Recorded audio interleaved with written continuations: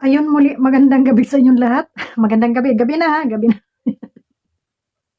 At ayan, shoutout ulit sa ating mga viewers dyan. Tayo naman yung lang masyadong shoutout sa aking mga kasamahan sa Team Strikers. Ayan. Ano ba itong ating re-reaction na? Ito yung reaction ha. Good vibes lang to ha, good vibes. Itong kay David at saka kay Carla. Ayon dito sa comment, lalagyan natin dyan. Kayo na ang magbasa. Sabi ni Jane Gatchalian, Nimo. Shoutout sa iyo at ito yata yung reaction na ni si Sayat. Natatawa ako. Sabi niya dito, kung si David lang na kung si David na lang ang matitirang lalaki sa dait, magmadre ka na lang, Carla. Sabi niya gano'n. Magmadre ka na lang daw, Carla. Teka lang, ano mangyari sa inyo? Bakit kailangang magmadre si Carla? Ha? Limbawa, kung si David na rin lang natirang lalaki sa dait, kung siya na lang talaga, wala nang pagpipilian. Bakit kailangan magmadre? Bakit? Tao rin naman si David Diba? At saka hindi makakarating yung sa langit pag nagmadre. Mapupunta yun kay Father. Ay, nako, ano ba utak meron tong mga ito? Bakit ninyo kinokonek itong si David dito kay Carla? Ay, anong ginagawa ni Jomar? Anong ginagawa ng Jomcar? So dahil ba sa mga inggit, mga kung ano nung nalabas na kahit mga joke lang ay sinasakyan ninyo? Pabira naman kayo ay. So, huwag tayo masyadong fanatic At masama yan, masama. At meron pang isa. Meron pang isa, sabi nila dito, sabi nito ni Jane, si David ay isang pala. Si David daw ay isang pala. Ano ba yung pala? Palahingi daw. O ito, bigyan natin ng reaction doon sa palahingi, no? Alin ba ang masama? Yung palahingi o yung palabudol? At least yung nanghihingi, siguro hindi masama. Dahil nanghihingi. Ang masama, yung nambubudol. Kasi kung nanghihingi siya at hindi mo naman bigyan at wala ka naman doon sa kanyang hinihingi, wala siyang makukuha sa'yo. Pero yung nambubudol, yun ang masama. Dahil kahit wala kang pahintulot doon, pwede niyang kuhain yun. Dahil budol nga di ba? Yun ang masama. Pero yun ang hingi, at least may respeto pa, nagpapaalam pa. Kahit ganyan na si David Cabansot, may respeto pa naman at nanghihingi. Kaysa naman, yung nangbubudol, O yun ang masama. Kaya anong masama dito kay David? Wala naman yata ginawang masama sa inyo to, no? So kung to si David ay may crush man dito kay Carla, hindi na natin problema. Yung problema na yun ni David, no? At saka huwag niyo masyadong maliitin ng tao. At kahit ganyan lang naman yan si David, siguro naman mayroon na yung pangkabuhayan showcase, Siguro naman yung magiging asawa nito ay hindi nakakain ng lugaw araw-araw at tuyo ang ulam, no? At siguro naman ito may mga naipundar na sila.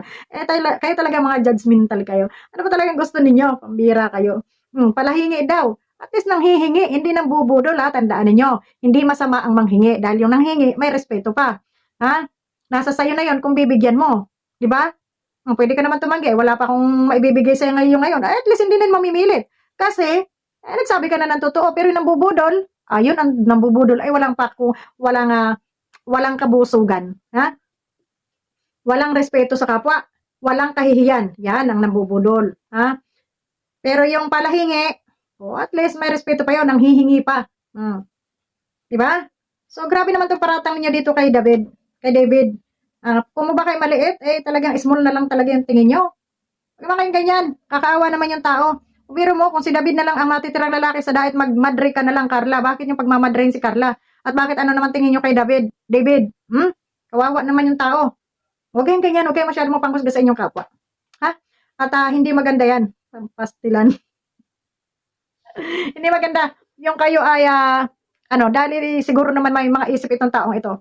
At kung hindi man sila ni Jomar ang magkatuluyan, at saka nito ni Carla, siguro naman may ibang nakalaan para dito kay Carla at mayroon ding ibang nakalaan para dito kay David. Siguro yung napapanood ninyo, nakikita ninyo sa social media, kung ano may naririnig nyo at napapanood, iyan ay kanilang mga kaikikan lamang, mga for entertainment only, pero masyado nyo siniseryoso. No?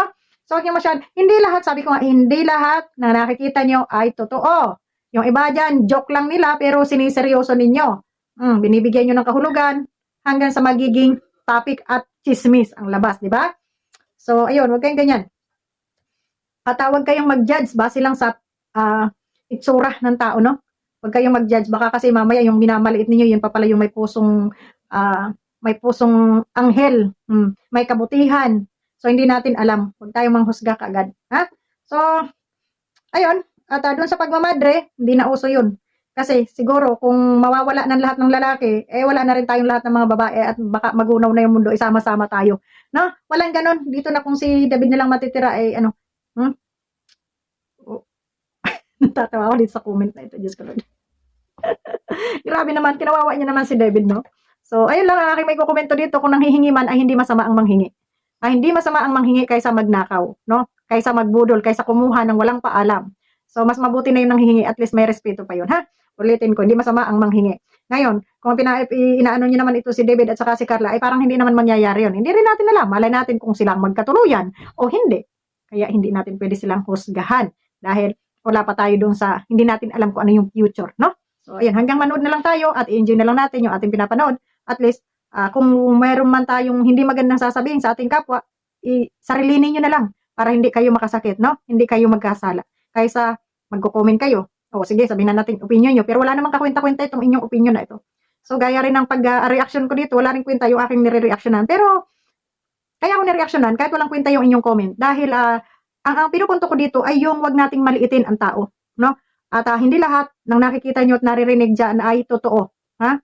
Na ganito, no? At masyado kayong nangunguna sa mga mangyayari sa hinaharap, no? Hindi natin alam kung ano yung hinaharap natin bukas, kung anong mangyayari sa atin. So, wag tayo ditong judgmental. At wag mang maliit ng tao. Kung mo kayo maliit, ay minamaliit nyo pa. Hindi natin alam kung ano ang kakayahan ng bawat isa sa atin. Ha, base lamang sa ating panlabas ng anyo. Wag kayong tumingin sa panlabas ng anyo. Meron diyan nga gwapo. Ha, balasubas naman pala. Mayroon nga diyan maganda tindig, bakla naman pala. O, walang paninindigan. O, di ba ga? So, kaya hindi natin dapat husgahan. Ngayon, kung pala rin ang kung ditawag na sabihin ng Panginoon ay sila, hindi natin alam, no? Malay mo. O, may mga pangyayaring hindi natin inaasahan. Ay sila na lamang ang nakakaalam nun sa mga susunod na mga hinaharap. Kaya wag po tayong masyadong mapang-api sa ating kapwa. O. Ako kasi, kita niyo sinasabi niyo ako ay balahura, pero ang akin dito, kung saan lang yung may mali, na andun lang tayo, no? Pero pag ganito mga komento na mapanglait kayo sa inyong kapwa, wag naman. Nakakaawa naman yung tao na nilalait ninyo. Ha? Diba? So, yun lamang. Maraming salamat and good night sa inyo lahat. Kita-kita tayo bukas. Babus!